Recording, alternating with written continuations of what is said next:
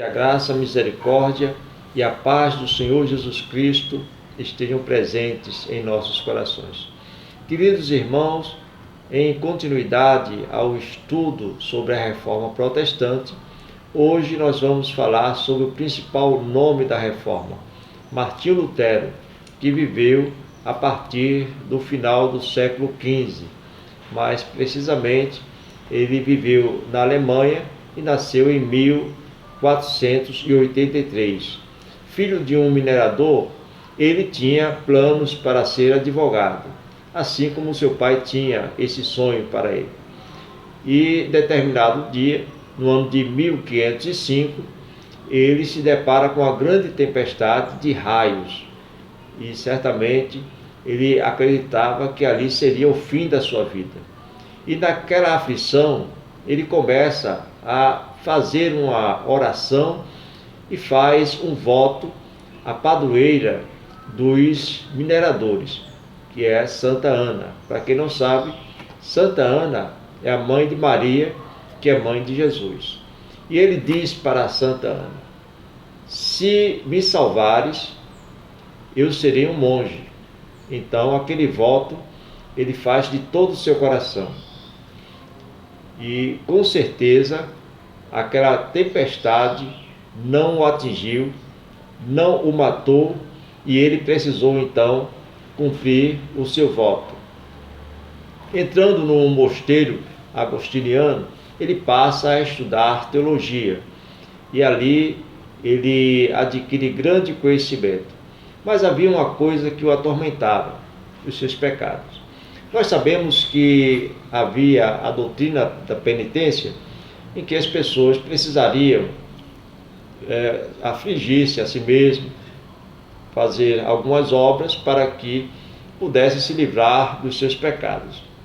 Então Martinho Lutero, ele praticava várias formas de austeridade contra si mesmo, prejudicando inclusive a sua saúde. Muitas vezes ele dormia no inverno sem nenhum tipo de lençol. Às vezes ele também jejuava por 3 dias seguidos e várias outras coisas que ele fazia para atenuar a consciência de pecado ou diminuir o seu pecado diante de Deus. Porque na sua visão, a justiça de Deus seria uma justiça vingativa. Então Deus estava sempre manifestando ódio para com a humanidade.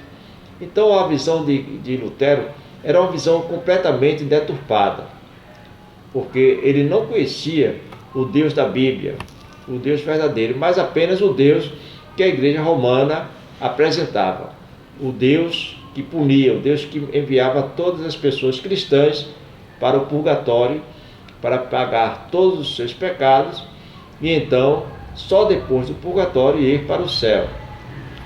E enviava aqueles que não eram cristãos para o inferno.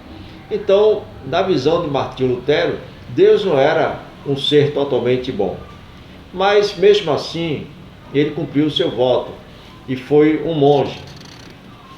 Logo, Martinho Lutero começa a entender ou a imaginar que, através das penitências e atitudes de bondade ou até de autoflagelo, poderia atenuar suas culpas. Mas nada disso o amenizava, ou seja, amenizava aquele sentimento de culpa diante de Deus, entendendo que Deus era muito grande e ele era muito pequeno e pecador, miserável e também condenado.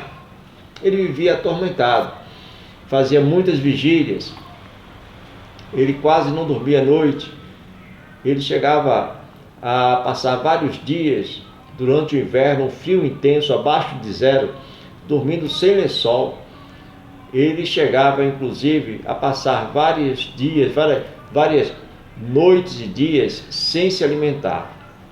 Queridos, em determinado momento ele chega para o seu confessor, e lá no confessionário ele afirma que odeia a Deus, que não gosta de Deus. Era uma realidade terrível para um homem que estava no monastério. Então, queridos, em determinado momento, sendo ele um homem inteligente, um homem qualificado, muito conhecedor no campo da ciência teológica, ele é convidado para ensinar sobre a Bíblia na Universidade de Wittenberg, onde ele vivia. E ali ele começa a estudar as Escrituras Sagradas, começa a estudar a Bíblia e ele começa a se entusiasmar pelo estudo da Palavra de Deus. E ali naquele estudo, ele começa a descobrir várias coisas interessantes que ele não sabia, que ele não entendia. E naquele momento, ele se depara com um texto bíblico que está escrito lá em Romanos, capítulo 1, versículo 17, em que o apóstolo Paulo escreve: porque no Evangelho é revelada a justiça de Deus, uma justiça que do princípio ao fim é pela fé. E conclui: como está escrito, o justo viverá pela fé. Bem, então como o justo vive pela fé, ele diz: logo, nós não somos salvos pelas obras, como a igreja romana afirma. Nós não precisamos pagar penitências, nós não precisamos passar por um purgatório, porque está escrito na palavra de Deus: nós somos salvos e justificados pela graça mediante a fé. Então ele faz a seguinte afirmação: ele compreende que a justiça de Deus é a retidão pela qual, por graça e pura misericórdia, ele nos justifica mediante a fé.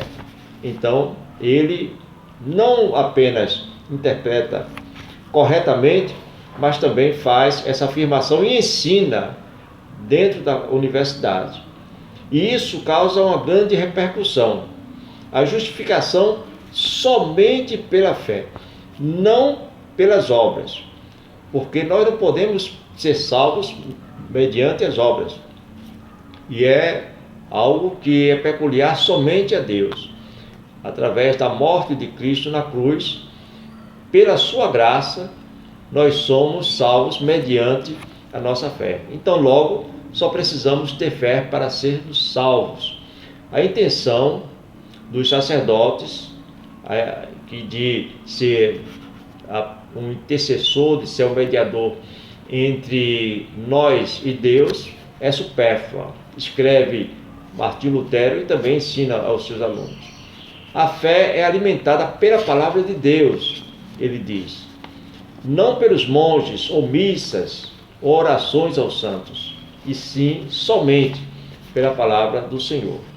Ele também diz que a igreja de Roma não é a mediadora. Então logo ele encontra um grande problema para ser resolvido, porque Roma não vai aceitar tais afirmações que são consideradas heréticas. Vendo que havia naquele momento uma grande campanha de compras ou de vendas de indulgência, que eram justamente cedidas ao pecador pela isenção dos atos de penitência. Então, se alguém comprasse a indulgência, logo todos os seus pecados seriam perdoados. Quanto maior o valor pago pela indulgência, maior a quantidade de pecados a serem perdoados, e essa indulgência seria tão eficaz que poderia até tirar a pessoa do purgatório. Então isso deixou Martinho Lutero muito incomodado, muito perturbado e revoltado com essa ignorância e esse engano que a Igreja Católica passava para as pessoas. Queridos, naquele momento, Martinho Lutero começa a combater a indulgência, a combater esse falso ensinamento, porque Martinho Lutero entende que a salvação é só pela graça. Então o Papa não pode perdoar pecados, a igreja não pode livrar ninguém do inferno e não pode também enganar as pessoas, cedendo um documento com o qual as pessoas estariam isentas de seus pecados e poderiam ter acesso ao céu. Isso seria um absurdo. E essa campanha estava acontecendo justamente para construir ou dar continuidade à construção da Basílica de São Pedro lá em Roma. Bem, Roma envia um grande vendedor que era João Tetzel. Este era um dominicano que chega na Alemanha e passa a fazer esta campanha e vender as indulgências. Muita gente compra, pessoas saem felizes porque estão lá com um documento assinado pelo Papa em que os seus pecados estão perdoados e logo eles estariam livres de toda a culpa para poderem ter acesso aos céus quando morrerem. Porque o principal medo daquela sociedade não era simplesmente da morte, mas do inferno. As pessoas tinham um pavor terrível ao inferno. Assim, ele fazia, João Tetzel fazia propaganda, era o slogan da época, né? Ele afirmava: assim que a moeda no cofre cai, a alma do purgatório sai. Isso foi terrível aos ouvidos de Lutero. Então Lutero, meus irmãos, elabora 95 teses contra esse tipo de atitude da igreja. Mas a intenção de Lutero não era simplesmente afrontar a igreja, mas era discutir, como era o costume dos universitários da época. Geralmente eles apregoavam as teses ali na frente da igreja de Wittenberg, a igreja do castelo de Wittenberg, e seria um convite a um debate teológico. Bem, a intenção de Lutero seria essa: um debate teológico fundamentado na palavra de Deus, nas Escrituras Sagradas. Isso aconteceu no ano de 1517, no mês de outubro, no dia 31. Então ele vai à igreja, e lá na porta da igreja do castelo de Wittenberg, ele vai afixar as 95 teses, e isso foi o começo da grande reforma protestante. Bem, Martim Lutero, ali naquele documento, ele declarava a sua, vamos dizer, o seu repúdio, né? O seu repúdio à venda de indulgência. As indulgências, ele dizia, não podem remover as culpas. Os dominicanos denunciam Lutero, que questiona a autoridade papal sobre o purgatório. Então o Papa não tem poder de livrar ninguém do purgatório, segundo Lutero. As Escrituras, não o Papa ou os Papas, não os concílios, são padrão para a fé e a conduta das pessoas. Então ele mais uma vez faz não apenas um afronto à igreja, como ele também coloca uma verdade que ninguém tinha coragem de afirmar, uma vez que ele tinha o pleno conhecimento das Escrituras. E das 95 teses que Lutero apresenta, 41 dessas crenças de Lutero foram condenadas como heréticas e escandalosas, além de falsas. A bula papal exigia um arrependimento da parte de Lutero. Lutero teria que se arrepender de todas as suas afirmações. E Lutero, desta forma, ele diz que convida qualquer pessoa para um debate teológico fundamentado nas Escrituras, porque ele quer que as pessoas venham contradizê-lo, não com fundamento em pensamento da igreja ou de tradição da igreja, mas sim com o fundamento, com a base bíblica, porque para ele a Bíblia é a palavra de Deus e a Bíblia deveria ser superior ao pensamento da igreja e à doutrina da tradição da igreja. Logo, Martim Lutero e suas ideias é condenado como herege. Martim Lutero não é punido, não é penalizado, porque a sociedade da Alemanha, inclusive o seu rei, consegue escondê-lo e ele passa um período ali vivendo dentro do castelo, sendo protegido pelo governo da Alemanha, e ali ele vai interpretar o Novo Testamento na língua alemã, pois os alemães não conheciam a palavra, não tinham conhecimento das Escrituras Sagradas. E isso abre um grande espaço para que a reforma acontecesse em toda aquela região. Queridos, nós vamos perceber que as ideias de Lutero provocaram grande desconforto na sociedade. A partir daquele momento, os líderes da igreja queriam matá-lo, mas, logicamente, não conseguiram.